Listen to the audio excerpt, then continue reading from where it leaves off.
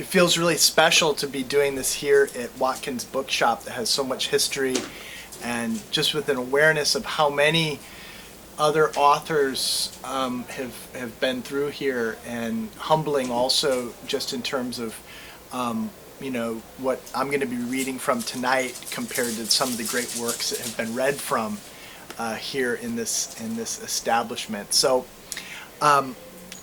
for more than 20 years I've been a spiritual teacher.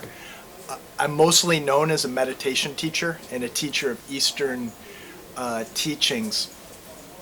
And maybe 5 or 6 years ago, it became apparent to me, one, that when I would do my meditation retreats and workshops and things like that, it would be 95% women in attendance, and of my clientele, about 95% women. And then of the 5% men who would show up, aside from a few confused husbands that had been sort of brought along, the men that would come were men that were already very enrolled in self-work, or they were what we would say in Gestalt language, they were already in their feminine, so to speak. And it occurred to me that there were countless men who were staying home from what I call the Oprah Chopra revolution. There's no Oprah for men, and the New Age teachings and the New Age work that benefited, I believe, society so much. And I mean, just look around in the store, there's so many great resources. Most of them are not pitched at a regular red-blooded man. So men that identify as masculine men would look at a New Age thing or a spiritual thing from a distance, and it wouldn't appear to be for them. It would be lavender in color and gentle in nature in a way that wouldn't necessarily appeal. And then of the men that did get through and did spiritual training, like myself, I spent many years in India and doing, classical spiritual training. We became what I call omega males, which is, there's the alpha male and then the beta male that chases after the alpha male. And then we omega males were these men that were like, I'm not a man, I'm not a woman, I'm consciousness. I'm neither. I don't want to have anything to do with all of that. So we, as a group, might have been able to meditate, we might have been kind of spiritually evolved in a certain way, but we lacked the traditional strength qualities of men. Even though maybe we were in our 30s or 40s or 50s or 60s, we were still in a certain way like boys. So I started getting into the men's work, and in this book, Backbone, published by Watkins, that actually just came out in the paperback version, the paperback edition, which I'm very excited about, but we don't have tonight. Came out of that. And I wanted to write a book that men could read and men could finish. You could finish this in one long flight if you had to. And it's the kind of book that can be read the way that men read books, which is just occasionally opening it up at any given point and getting a little bit from it and then putting it back away again. Do you relate to reading self-help books like that? Yeah. And if men want to, this can be a primer course in having a rich inner life as a man. There's exercises in every chapter that kind of take you deeper into the material. And what's interesting is a lot of women are reading this too, because it gives them some intelligence. I don't mean they're lacking intelligence. I mean intelligence like a spy would get, would collect behind enemy lines, to learn a little bit about how men tick.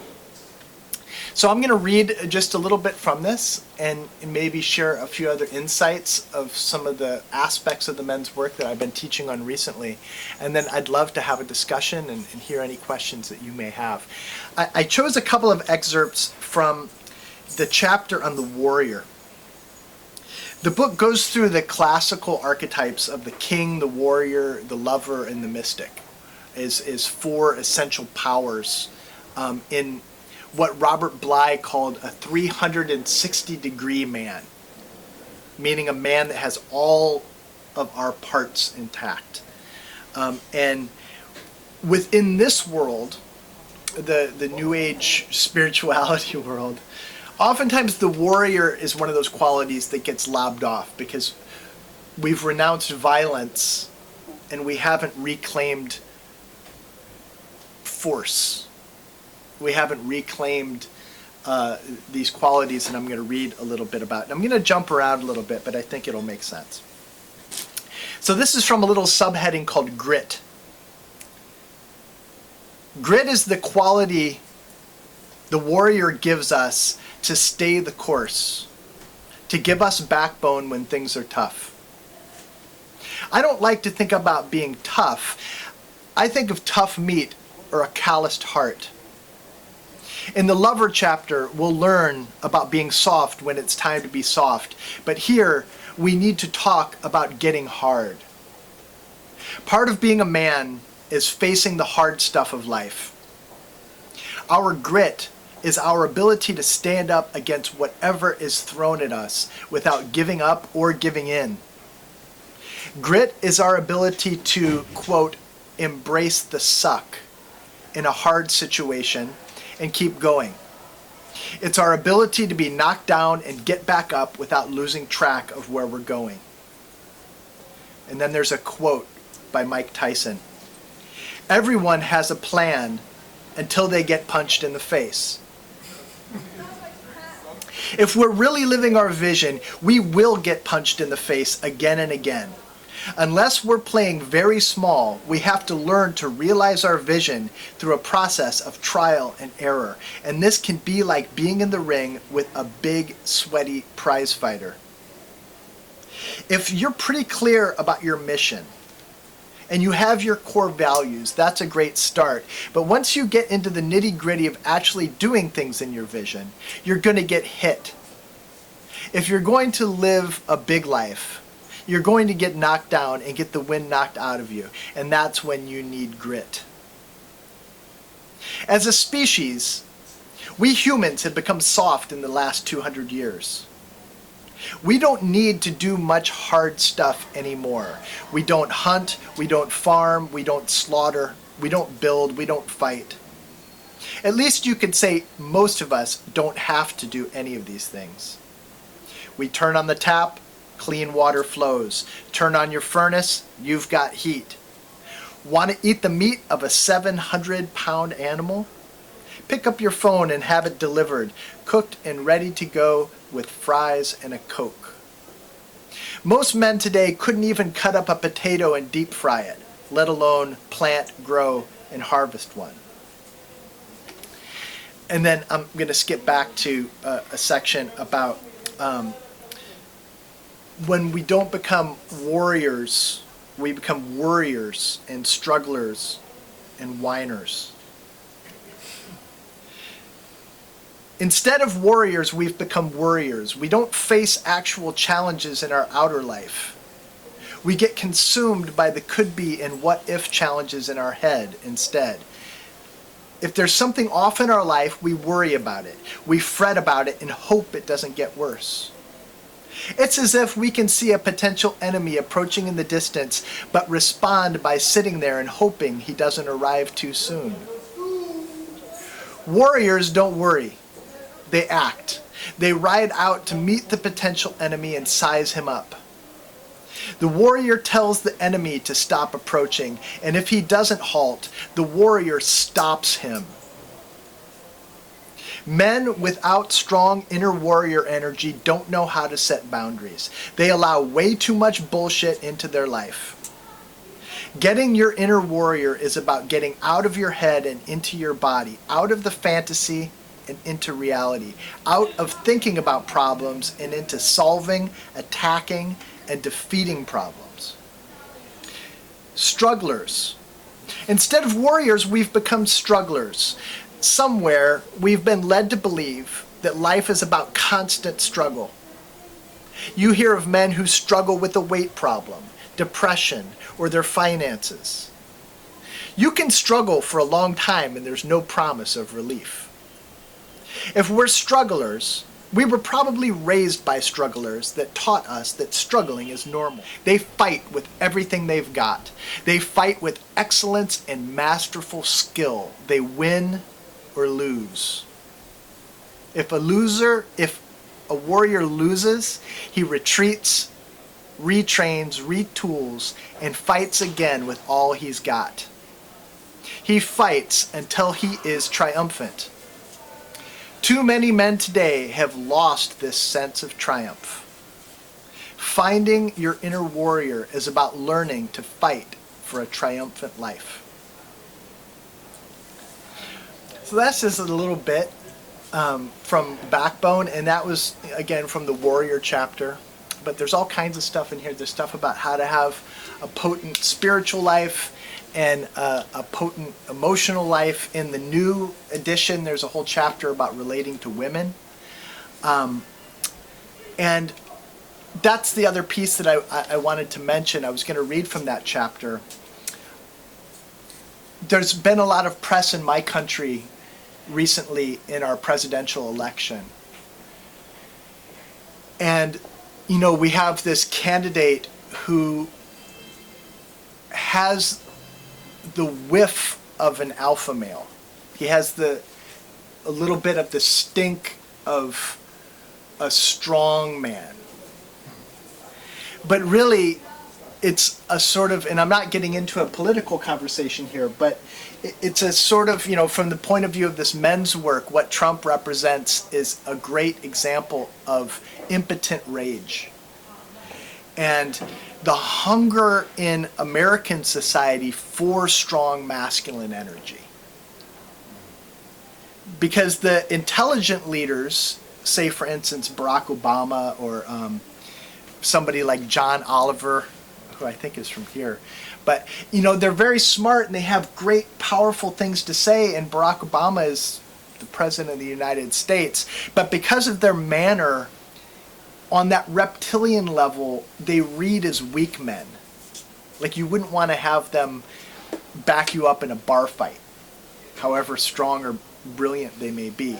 So the American public is hungry for someone who's going to say, all right, Dad's home.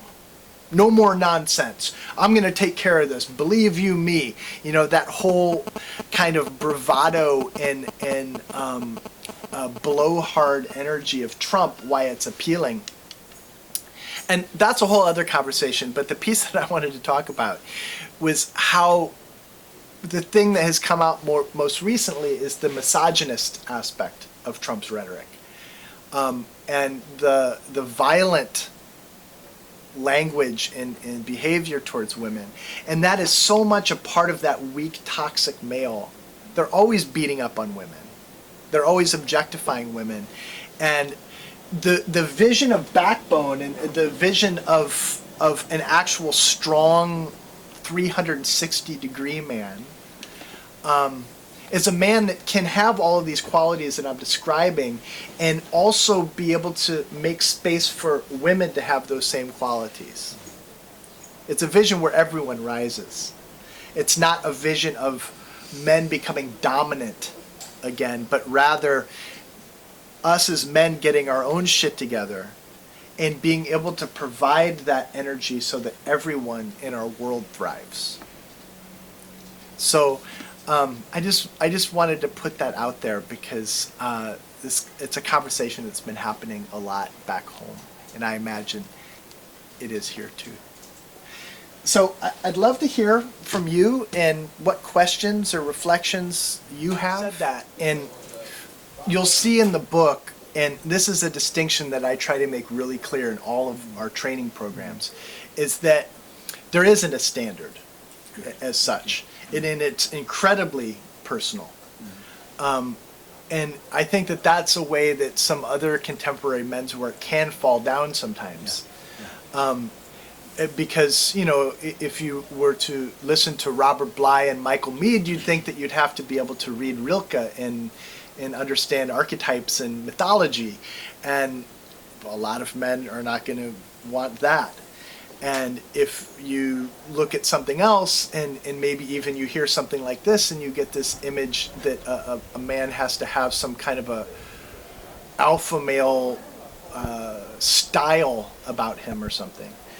But what I'm seeing in what we try to make super clear there is that it's really for every man to find out what it is for them within their culture. And I don't mean English culture, American culture. I mean, nowadays, everyone kind of has their own culture.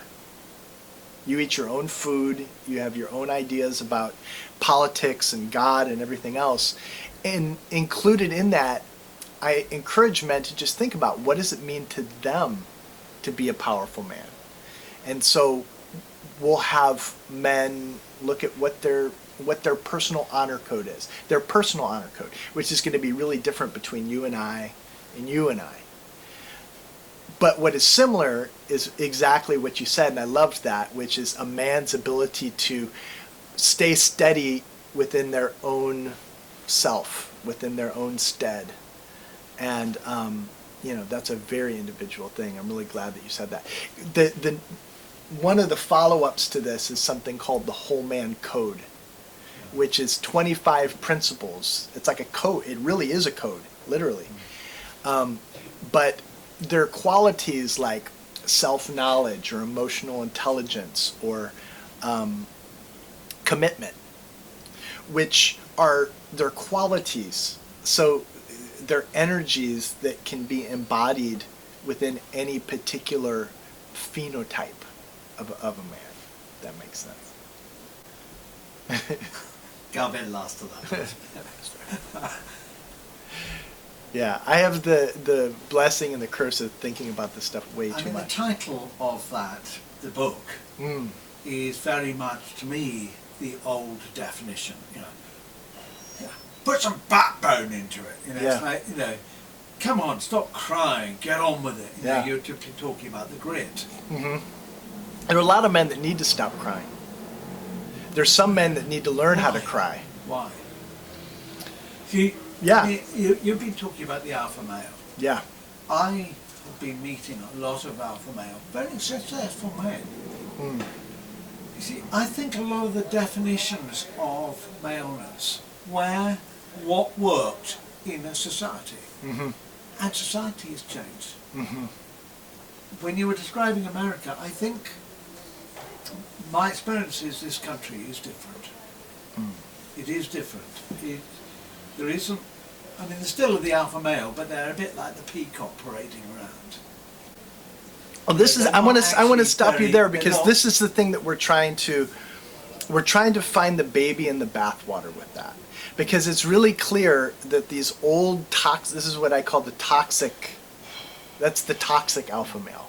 We've learned that is a peacock, that is a Trump, that is a, who is your guy here?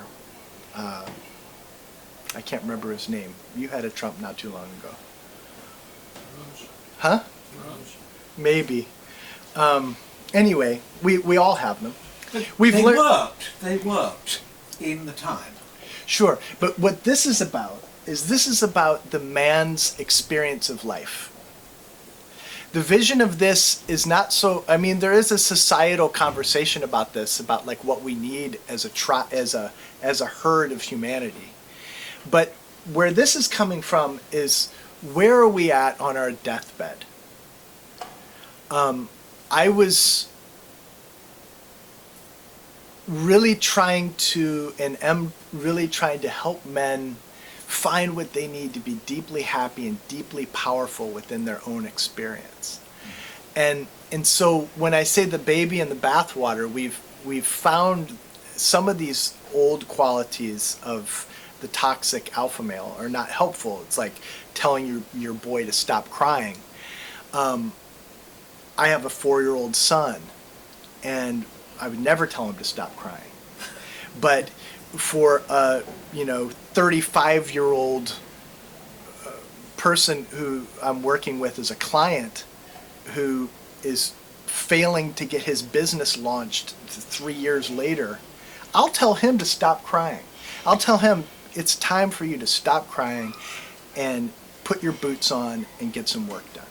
if you want to realize your dream and you want to have your triumphant life, you need to stop crying. You need to stop talking about your feelings. You need to stop. You've done that. You've done that part now, modern men.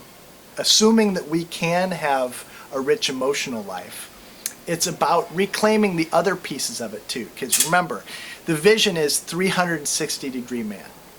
So there's some men that have, as David was saying, this kind of traditional success archetype of the alpha male, but you see that they're really shitty husbands, or they're cold fathers to their children, or they themselves are alcoholics or something. And then you see other men that have the deepest inner life and the most sophisticated emotional self-knowledge aspect of themselves, but they're broke and they don't know how to get stuff done in their life, you see. So it's really an image of having all of these different powers intact. And there is an allergy to this stuff. I get that. There's an allergy to the alpha male energy because, I mean, look, if you take any big problem that we're facing in the world today, there's a man behind it. I heard some comedian say, everyone was like, "Congratulations, Mrs. Hitler, you had a son." And like how different it would have been had she had a daughter instead. That men will broadcast whatever their inner thing is. We broadcast it in a certain way. And deeply happy, powerful men tend to do good. And if you look at any big harm that's happening in the world, behind it is some unhappy man or some impotent man that is transferring all of his potency outwardly through some toxic behavior. So there's a reason why we have these allergies. And I also just see how, especially with a lot of the young, intelligent men that I work with, that there's a lack of heat in them. They lack what Sam Keen called a fire in their belly. That is just necessary for them to be able to really be happy in their life. So that's where we're coming from more than anything. Where would you say you find that fire in your belly? Well, I heard that there's a discount on this book. I've already got it. So there's like 200. There's 200 pages of it in there. It depends on the man. Yeah. Yes, sir. Well, I think it's the same thing. I think that it's, unfortunately, it can become like a binary thing where it's one instead of the other, as opposed to, again, that well-rounded sort of thing. The training program that we're just starting to do is called the Whole Man Training, and it's a thing where I have men for 90 days. You meditate every day. You also work out every day. You journal every day, and you read this kind of stuff every day. And you also take steps towards whatever your goals in life are every day for 90 days. And you're like with a team of people that you're kind of held accountable for it. And it's, again, just based on the idea that it's like, yeah, let's be nice and let's be healthy. And let's get some shit done, too. Let's get some good shit done. Why? Well, because... Yeah. Well, for one thing, so that we're contributing to our world. Fellow people and the land that we live on. Exactly. And because what you see is that good people, and this is a generalization, but really good people are less effective these days than really bad people. Like if Donald Trump wrote a book today, how many people would hear the content of that compared to how many people hear the content of this book? If someone were to make a reality TV show about a bunch of intelligent, heart-filled people that are just have beautiful, healthy lifestyles and take great care of their kids, what would the ratings of that be compared to a reality TV show about a bunch of drug addicts and wife beaters and so on and so forth? So it's like, for people within the audience of this work, I think that it's a really good thing to make them more effective and make them have more impact and influence in our world. Yes, sir. What's your name? Colin. Colin. Yeah, I'm just curious, because you were saying that in the new book, it's all about relationship with women. There's one new chapter that is about relating to women. Yeah. So what do you feel the problem about? Yeah, well, and and again, it's very individual, because this is the case with a lot of us, is that as women have become more and more empowered, we haven't. And in many cases, men will make the women in their lives into their mamas. And the women will be the shot callers in the relationship. The women will set the moral tone for the family. They'll make a lot of the important choices for the family. And men will just end up being like the breadwinners and the drones that go off to work. In some cases. In some cases, there are still the sort of like old-fashioned thing, probably no one in this room, but in some cases there's still the case where men don't know how to relate to women because they dominate them and bully them, and in that sort of typical male-dominating way. So it's very individual, but coming from the way that you asked the question, a lot of what it is whether they have a spiritual path or not. The average modern woman has a much richer inner life than the average modern man. Like I said before, we never had Oprah.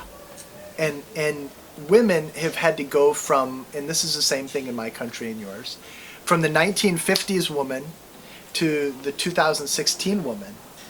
It's like a meteoric liftoff in terms of their role in society and their role in the world and the role in their families. So they've had to evolve so much, and so therapy is there, and all the sophisticated kinds of body work and exercise stuff, and the health food movement, even in a certain way, let alone all of this stuff. Like all of this, Louise Hay and Gabby Bernstein and, all of these Byron Katie, all this kind of stuff. And so the woman will just end up being much more sophisticated on an inner level. And you can see it lampooned in media, like a typical TV show dad, is this doofus, that like his wife has to like kind of keep him from eating himself to death or burning the house down or something. Unless he's a toxic alpha male, and then he's out there kicking ass and taking names, but he can't have a relationship and all the women around him die like James Bond or something, So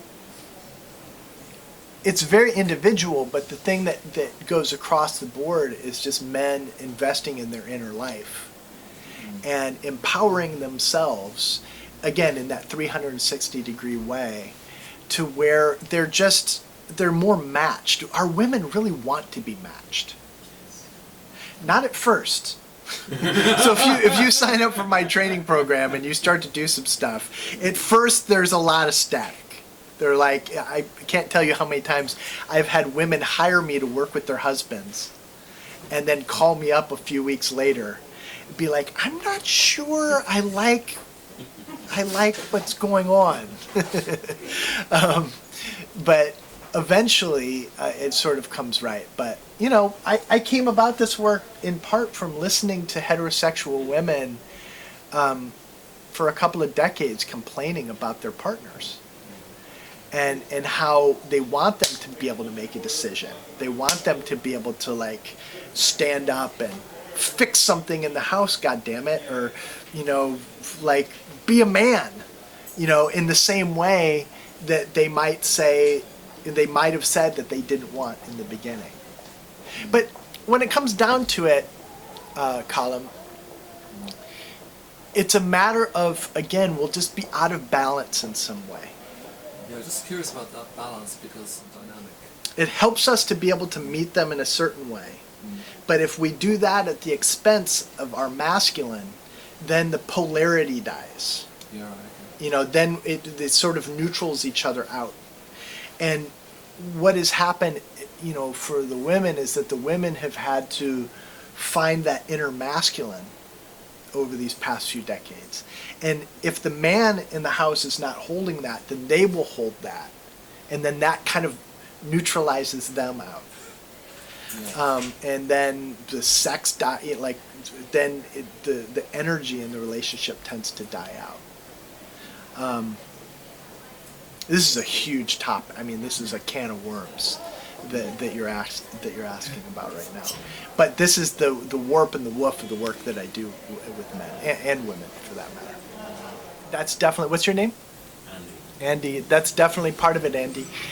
If you read Sebastian Junger's book, Tribe, it's an excellent book. And he writes about how people thrive in hardship, where like there are all these instances. There's a whole section in it about London during the Blitz, and how people that were depressed suddenly were not depressed.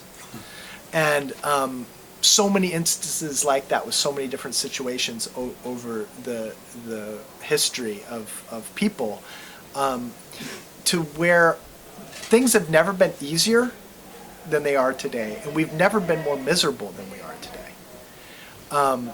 You know, I just heard a statistic in the U.S. that we have more people on painkillers than tobacco. More people are taking pain pills in America today than are smoking tobacco, chewing tobacco, or otherwise using tobacco products. And worldwide, the number of people that are medicated for depression and anxiety and inability to sleep, inability to have an erection, inability to have all of these things that are just these kind of natural functions within us.